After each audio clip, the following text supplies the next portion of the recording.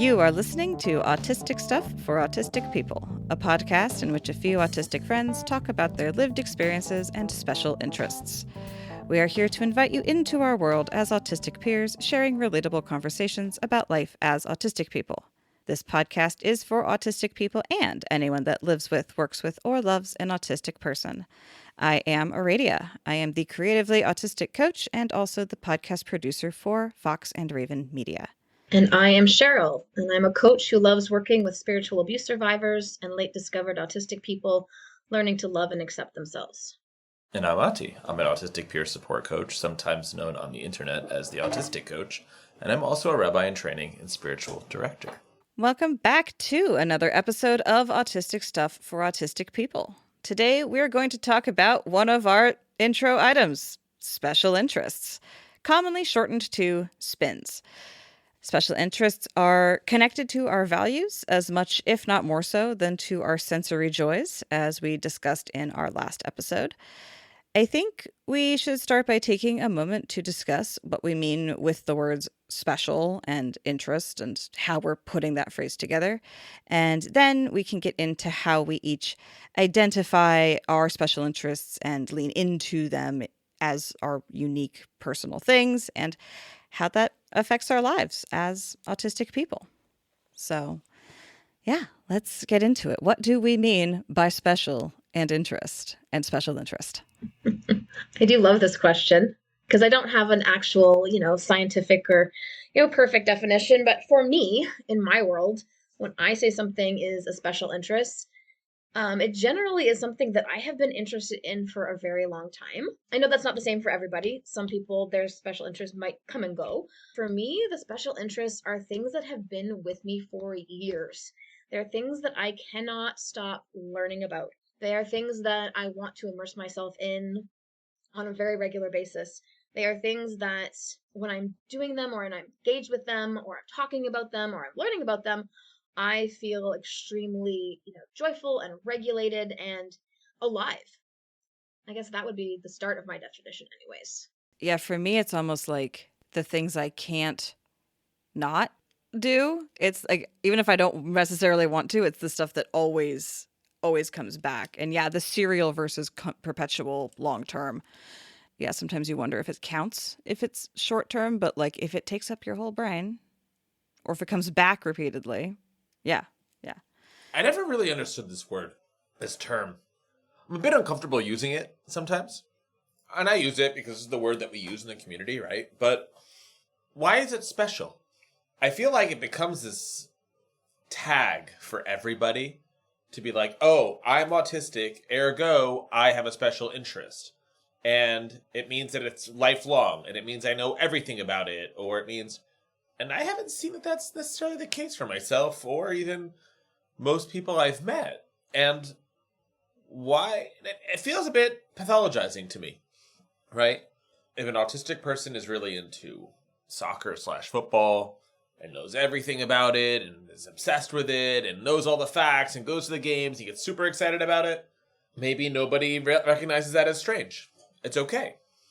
Yet, if that person is socialized as a boy and they have that same passion for ballet, it suddenly becomes this, maybe we need to take them to the doctor. Maybe they might be autistic. That's really strange. Nobody ever accuses the people who dress up at the Oakland Raiders games of having a particular interest, which is what they refer to them in the DSM. It feels like by calling it somehow special, it takes it away from me. And I also then see a lot of people who run into a lot of trouble. And maybe I don't have one thing or a few things that I've been passionate about my whole life. Maybe I get really into things really fast and I learn everything about them and my whole life for 3 months and they disappear forever. Maybe they come back. Maybe I have some that have lasted my whole life. Others which have revolved throughout life, and some others which I'll never come back to again, right? And ADHD plays a big piece in that, right? Most of us are ADHD as well. Also, how do we differentiate between them? Something that brings us joy, or a hobby, or what about those special interests which actually dysregulate us? Or those special interests that we actually don't really love so much, but we absolutely need to engage with them all the time. I just find like it's more messy than not. That being said, I love whales and Oasis and Star Wars, and like we can talk about that. Is this hitting? Like, is this like anybody else like feel like they have like graveyards of former special interests in their closet, and like that they're being a shit autistic person because they haven't been passionate about Taylor Swift since the age of 3? To all you Swifties out there. Yeah, definitely. That resonates a lot for sure. I'm really thinking about everything you just said, and I do resonate with this idea that there can be a pathologizing element. Like any term that gets kind of thrown around in the autistic community, not all are created by us. There's many that are created by other people to describe us and put us in boxes and perhaps infantilize or minimize our experiences. Having said that, I think I like the categorization in my own mind of hobby versus special interest. And not to minimize either one, but for me, a hobby is something that brings me joy. It's fun. It can be in and out of my life. So something like a certain author or a physical activity or, just, going out in nature. Like those are things that I enjoy doing. It brings me, that happiness factor. It's great. For me, and again, I'm only speaking for myself because this is my lived experience, I feel alive when I'm engaged with my quote unquote special interests. Whether that is regulating or dysregulating is for another discussion, perhaps, but there's a level of intensity that comes with a special interest for me. There's also a level of expertise, right? So I have 3 huge interests. We'll just call them interests for now. For me, gender equality and justice, healing, especially from spiritual abuse or intergenerational trauma, and anything to do with cults. That's another big one for me. And really just understanding autism. Those 3 have kind of been with me for quite a while now. Baseball is another big one. I love baseball as well. And with those special interests, there's a level of, I want to know everything there is to know about it. And if you are trapped in a room with me, you are probably going to hear about it, right? So that to me is like that level of interest. And you're right. Perhaps there's a different word that we could use because as soon as you put that special moniker in front of it, perhaps it does in a way minimize the contribution that these interests have played in my life, in my learning, in my growth, in understanding my values, in bringing meaning to my life, and just helping me grow as a person. But again, those are just my experiences. So I'm excited to hear yours. Yeah, I so much resonance with all of that too. Cause yeah, I always have liked the term spin because it makes me think of like literally spinning around like with excitement, which like also is a thing that I can do. So I've always liked it for that reason. But yeah, the pathologizing of like special interest as in special ed, right? Like that's right. It's the same word. So there is that element of like, well, this is the interests of those people, which yeah, is very infantilizing, pathologizing, agency reducing, all that bad stuff. But I really liked what you were saying about the difference between what we consider like a special interest versus a hobby and how hobbies cuz yeah, there's a lot of special interests that are yeah, kind of dysregulating to engage in. And a hobby, I try to make my hobbies entirely joyful. I don't have to be good at something in order to have a hobby at it. Whereas, like, yeah, if it's at that extra intense level that we call special interest, then yeah, I do need to be an expert in the thing. It does distinguish the two, right? I can just doodle and that's for fun. But like if I want to, write an essay, that has to be more serious.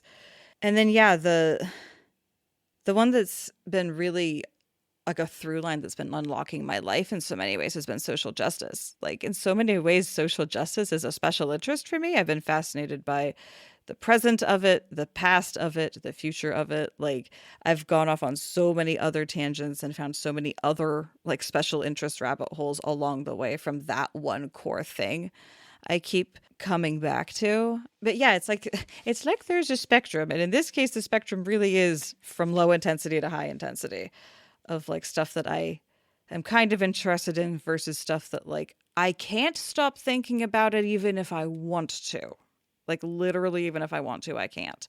And then like when I went to college, I had the broad overview of my degree, which was a special interest, and that was able to like make every subsequent term be a new special interest. Like, okay, for the next 10 weeks, I am obsessed with how streams work.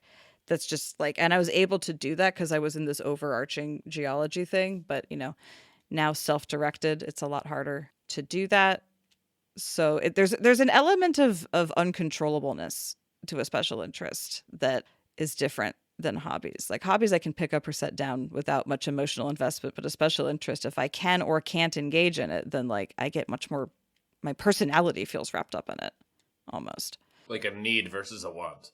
Yeah, which I think maybe connects to our values, which was also one of our prompts for this overarching topic, was like, how do our values relate to our special interests? And yeah, I think the need is the connective tissue there, maybe. What about when our special interests actually dysregulate us? Or we're actually not that emotionally invested in them, but we need them, right? Like the classic example for anyone who's read Unmasking Autism, right, is that Devin Price special interest is turf Reddit, right? So obviously something that's not enjoyable. I can even think like, I would consider it Star Wars, right? And yes, if anyone's rolling their eyes, it's such a typical, stereotypical one. I mean, I was diagnosed in 1989, so it kind of fit the stereotypical. Also love trains. But I could tell you everything about Star Wars. And I consume it and have consumed it and have an encyclopedic knowledge, like in that classical way. And if we get talking about it, we can get really deep into it. You know what the funny thing is? I actually don't really like it that much. I haven't seen any of these new Star Wars movies or television shows. They're not interesting to me because they have nothing to do with the Star Wars that I knew. And people go, "Oh, it's your special interest. You're a real fan. Like, aren't you super passionate about what?" No, not at all. No interest. Zero. I don't feel the need to watch the movies all the time.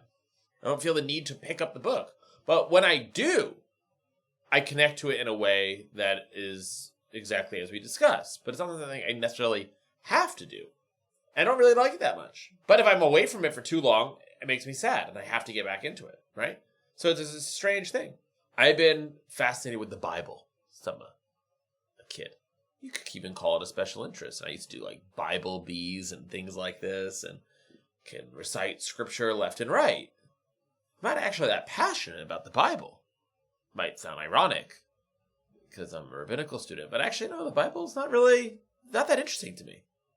I wouldn't call it a hobby. I wouldn't even call it an interest, but it is something that I need to engage with, and I have there's a regulatory element of it for me, and I am drawn to it all the time, but I don't particularly enjoy it. And I find that that's the case for a lot of people.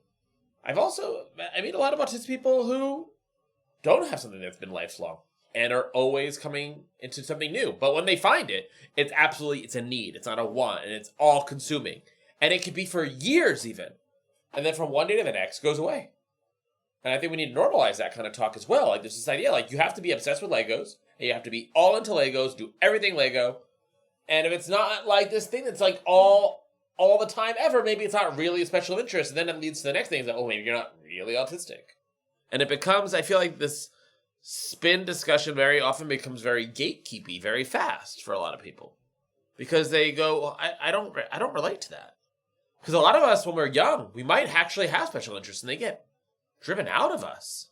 With a lot of young people I work with, 18, 19-year-old, who grew up with the diagnosis, grew up with the identification, people assume, oh, wow, they must be really in touch with their special interests and make thriving.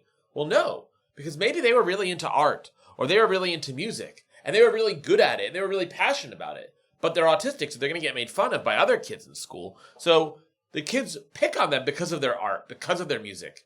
Not because it's bad, but they, it's like why not every kid with glasses gets made fun of when we're kids, right? It's the autistic kids with glasses who get made fun of. It's not every kid who's short or every kid who's tall. It's the autistic kid who's tall or short, right? And then they lose touch with the music or with whatever the thing is, right? And it becomes a source of pain. And so they don't have access to that. But you were diagnosed, you're a kid. You're supposed to know all about special interests. What do you mean you don't have it? And it becomes really painful. And so, yeah, like reclaiming that, it's really important. But when we make special interest the arbiter of like how autistic are you or not, and like that you can only access, you can only truly unmask when you've gotten in touch with your special interest, right? I see so many people out there, our colleagues and influencers. You're a burnout, engage in your special interests. Well, like, what if you don't have the ability to even find out what they are because you've never been in an opportunity to be able to connect to these things that are connected to your emotional values?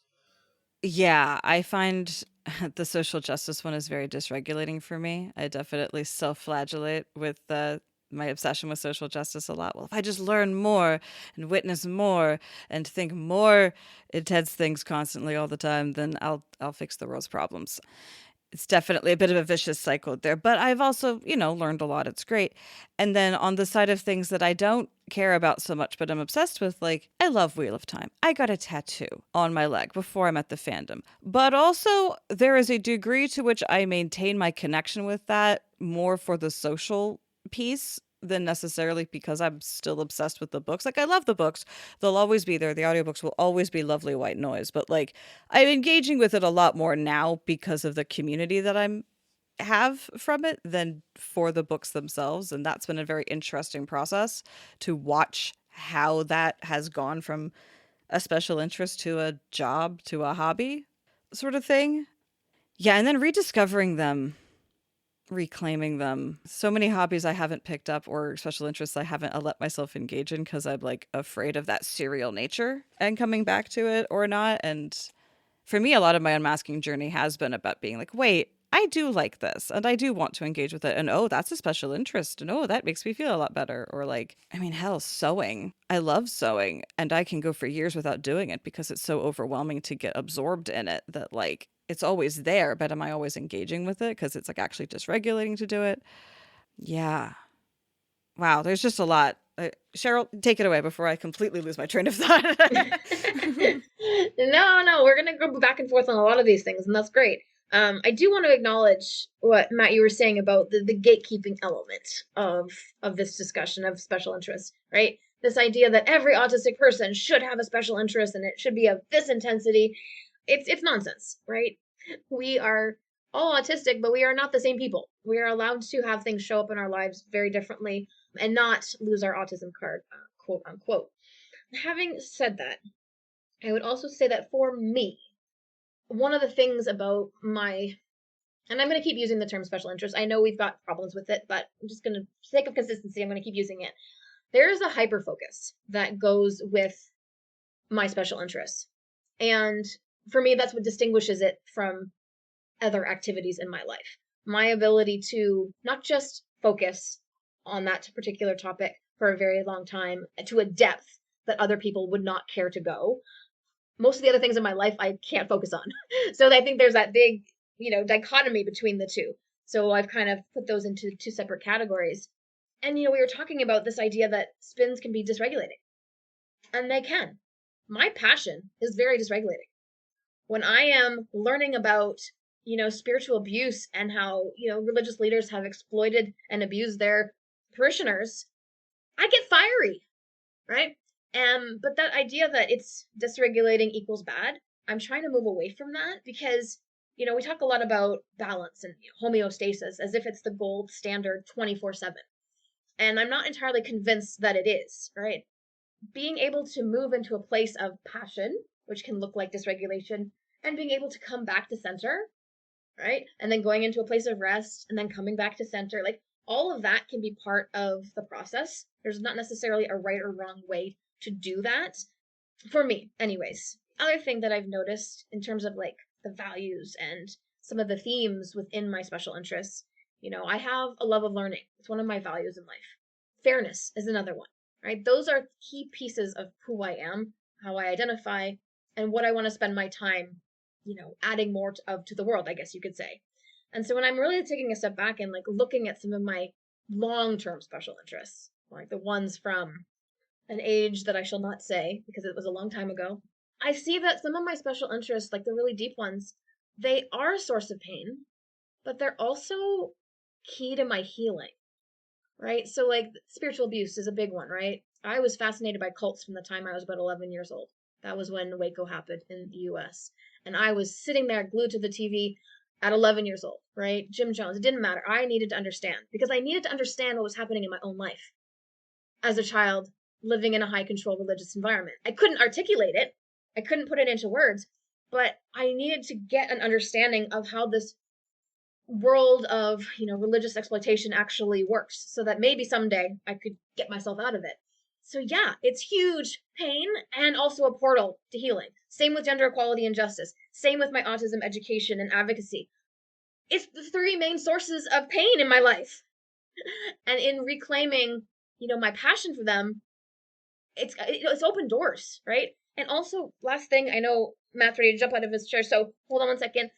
The idea of the form of your special interest can change. So, for example, I don't necessarily feel the need to deep dive into autism books anymore. But it's still a special interest in the sense of I love doing this podcast. I love coaching. I love doing workshops because I still have that value of advocating and, educating. It's just the form has changed. Take it away. The viewers, or not the viewers, if you were viewers, you could see this, but because you're listeners, you don't see how excited I am and putting jazz hands up for everything Cheryl said, because yes, they change, it's cool, it's complicated. So, I mentioned earlier that I don't have deep special interests. I mean, I guess maybe helping people or connecting to something outside of myself, sure. But like, I love trains and airplanes and the bands that I like and, whales. Anyone who's ever seen any of my social media kind of content, I put out a lot of stuff on whales. So when I was, a teenager, I got really into Oasis. And since like the mid-90s, I am an Oasis person. And I know people got a lot of opinions on Oasis and on them as people and on the music, whatever. Like, from that album, What's the Story, Morning Glory, 1995, I was fucking hooked. My room growing up was all just posters of the Gallaghers everywhere. I'm wearing an Oasis t-shirt right now, incidentally.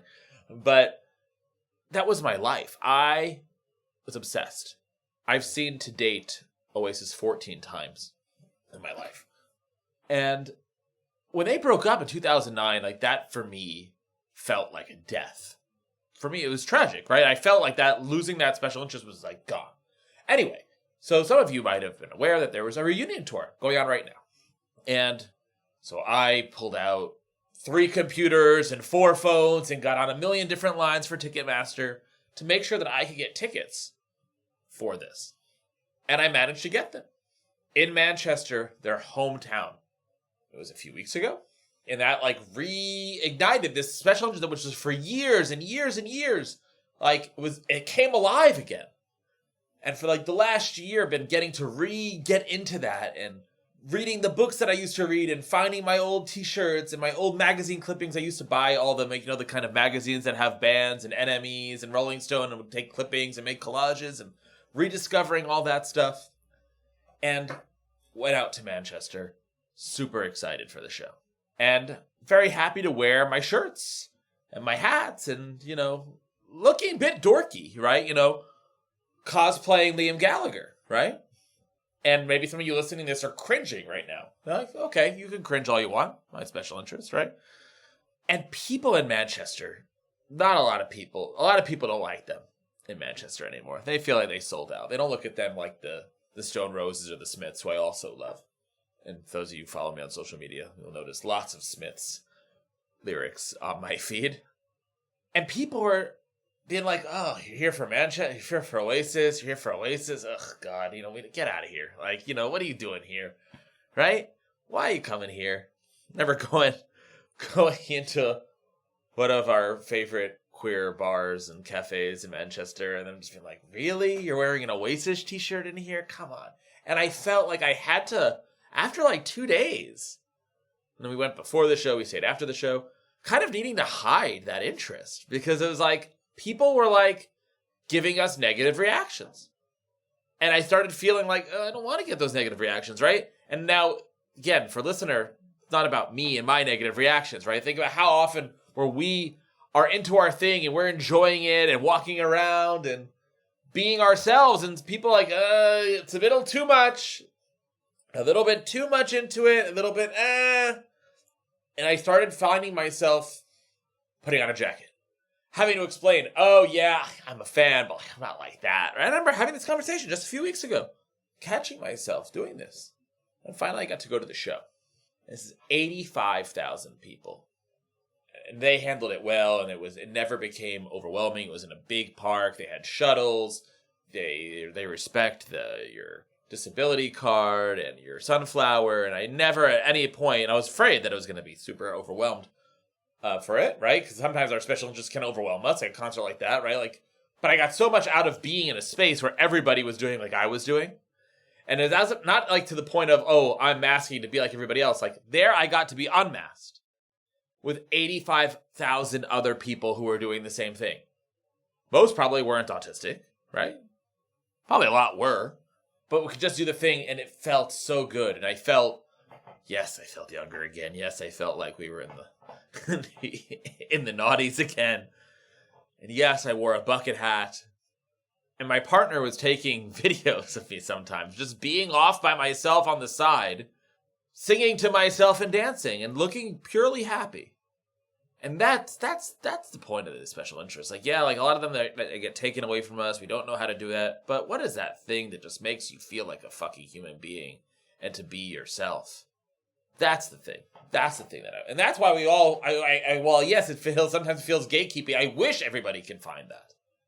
I wish everybody could tap into that and not be embarrassed and to love what you love without hesitation and let the thing that makes you be you. I feel like when I say a line like that, that's when it becomes the rant starts. So I'm going to hand it over to somebody. There's so much.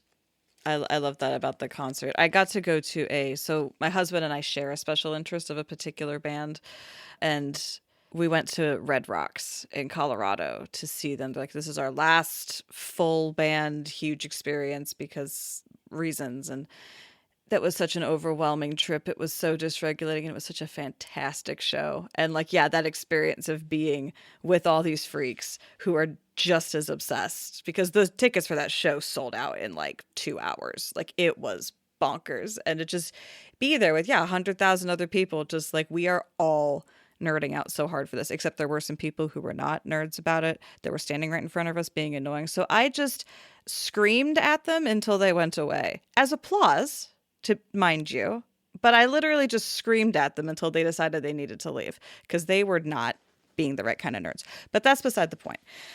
Yeah, I think the core of this that I really want our audience to think about is, how do we find these things? How do we find what makes us feel human and joyful, whether it's a 5-minute obsession or a 5-year obsession or whatever? Is it sensory joy? Is it our values? It doesn't matter what we call it or how we get there, but like, I really want everyone to feel this, to feel the thing that makes you feel the most human and the most connected to what matters, whether it's a special interest or just an interest with a capital I, or just a hobby, like however you want to phrase it. Like, how do we know when we're pulling on the right thread to get there? Because the dysregulating ones, like you said, Cheryl, like, you can identify your sources of pain and what you need to work through. That's easy. But I think sometimes, because of how much we get shamed for this stuff, like, knowing how to find your joy and follow that thread is a real skill that we have to develop, you know? I love all of that. I love the fact that you both have found something that maybe was dormant and is now alive again, and that it brings you such joy and like just unbridled, like, this is me, this is who I am. For me, I'm going to just play a different angle on this for a second. Aradia, you're talking about like finding the thing that makes you feel the most human, and I am with you. For me, when I think about being human, I don't necessarily leap to joy. That's my own journey, but I leap to what makes me feel the most alive. And, maybe some people will say, oh, that's just semantics. But for me, it is a big difference, right? When I'm learning something, I'm alive, right? I just took a 4-day course in advanced body talk, and it had been a little bit dormant in my life for a while. I was like, I kind of put it on the shelf, and I took this course, and I was just like, oh, everything was firing, all my neurons, everything was like excited. And then I started thinking, oh my goodness, like I can bring this to my client and I can bring this to my clients. And I felt so excited to be learning again. And then I'm connecting that to what you were saying, Matt, about like, sometimes when we're younger, we get shamed for having passion or interests or something that's unique to us. And I remember I was getting these little pop-ups in my mind as you were talking, right? Like I've always been passionate about learning. I was the nerd that wanted to learn about, history from the time I was like 7, 8 years old. I was reading, historical fiction, from a very young age, and then nonfiction, right? I wanted to know. I wanted to understand the Holocaust and different genocides. I wanted to understand, how we got to where we are in the world. And I would remember talking about this stuff and, telling people what I had learned. And yes, there are many people who were kind, many who were kind of like, oh, that's nice. And then you had the ones who were like, okay, just calm down, right? There were times I got told, calm down, relax, don't get so emotional, right? I did my final project in grad school on sexual violence as a strategy of war in the Congo. That's what I picked. Was that filled with joy for me? No, not a chance. But it was me being a tiny, minuscule, atomic particle of involved in something that I felt so passionate about and that was so important. And I remember my partner at the time, like just looking me straight in the face and just saying, like, calm down, relax, don't be so emotional. And the pain of that is something that I think a lot of autistic people will resonate with, right? Being clamped down, right? You're getting too big. You're getting too expressive. You feel too much. You just think too much. Whatever it is, the too much gets attached to. And a lot of us have that experience of, well, how do I shrink? Because I really am tired of getting attacked and bullied and treated like crap. So, sometimes we do shrink. And sometimes that's maybe part of the things going dormant and then becoming active again is when we maybe hit a point in our lives and we're like, I really don't care, like, again, same partner, lots of red flags on this one, but like I was reading this book by a survivor of the Rwandan genocide, and it's one of the most amazing books I've ever read. And he just looked at me. He's like, why would you even read that? Like, you're just making yourself sad. To me, things were not computing because I'm like, this is so important. Like, understanding the world is important. So yeah, I don't know if any of that resonates with anybody here or listening right now, but there's some special interests maybe that do make you feel really joyful and happy. Others that do not, but still make you feel alive. And it's for each of us to decide, really which ones we want to pursue. And, it's okay if they go dormant. It's okay if they come back again. It's okay if people have told you you're too much. And it's okay if that made you kind of maybe go into hiding for a while. But I'm just hoping that, like a lot of the stories that we've shared, might make people listening kind of just go back over their life and wonder if there's anything that they want to reclaim, right? Whether that be joy or life or healing or whatever. And don't worry if it doesn't look like anybody else's.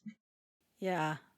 Two things in all of that I just think is so important to emphasize is that being joyful and feeling alive are not the same thing, right? They're not synonyms. And also dysregulation and negativity are not the same thing. It's to be alive and dysregulated might actually be the sweet spot sometimes. And that's not bad.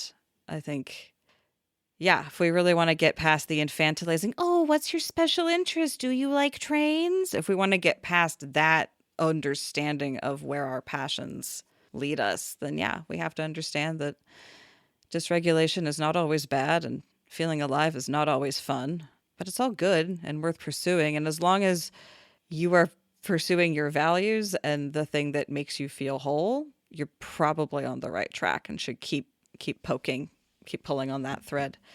There's so much more we could say about this, but as we are coming up close to our time, I just want to ask if we have any other sort of final comments that we want to put in on this before I take us out for the day. There we have it. A friendly and autistic discussion around special interests and what they are and what they are not in terms of gatekeeping standards, and just kind of maybe a little bit about how to pursue them and what different kinds of special interests tickle your hosts here on this podcast. As a reminder, we are all peer support coaches within the Autistic Peer Support Coaching Collective, offering a variety of free and paid intentionally autistic spaces. You can learn more and follow us at our website, autisticcoaches.com. You can support us by sharing the podcast with your friends, peers, and anyone who lives with, works with, or loves an autistic person. Thank you so much for listening to us talking about autistic stuff for autistic people. New episodes come out on alternating. Keep the conversation going on our Blue Sky feed or send us your constructive comments and feedback via email at autisticstuffpodcast@gmail.com. Until next time, find a friend and swap stories about your extreme passions. Bye!